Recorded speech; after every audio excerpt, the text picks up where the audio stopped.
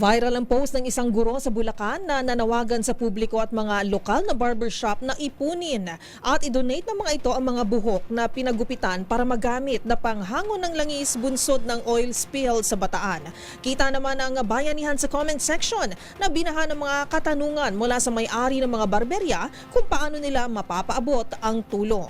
Ano nga ba ang gamit ng buhok bilang tugon sa oil spill? Tunghayan sa report ni Rose Babiera.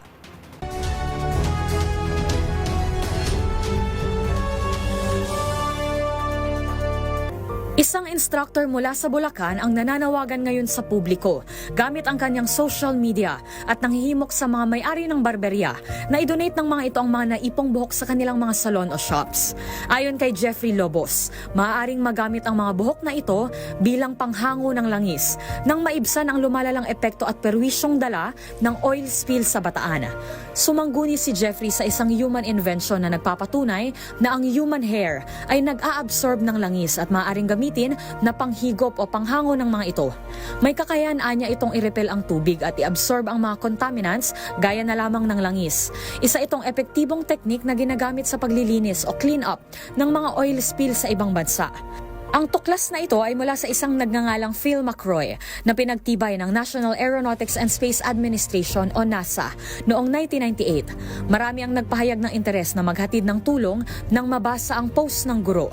Kaya naman nag-organisa na rin si Jeffrey ng mga drop-off centers kung saan pwedeng mag-iwan ng mga naipong buhok ang mga individual o may-ari ng barberya. Mayroon nito sa ilang bayan sa Pampanga at Bulacan. Marami na rin ang nag-volunteer mula sa iba't ibang bayan na nanguna sa pangongolekta nito at saka ihahatid sa tanggapan ng guro at sa kanilang mga local government units. Sa kasalukuyan, ang Bataan at 8 munisipalidad sa Cavite ay sumailalim na sa state of calamity, bunsod ng lumalawak na epekto ng oil spill nang lumubog ang MT Terra Nova sa Bataan. Para sa MBC TV Network News, ito si Rose Babiera. Una sa Pilipinas, una sa Pilipino.